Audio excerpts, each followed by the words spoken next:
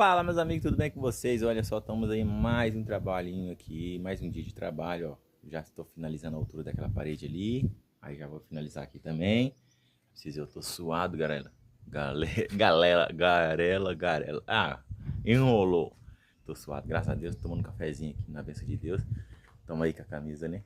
Ó, tucunarézão. Esse ano nós vai pegar nossa tucunaré, tá? Espero o rio dar uma baixada ali e a gente vai estar entrando lá no esgapó lá pra dar uma pescada, beleza?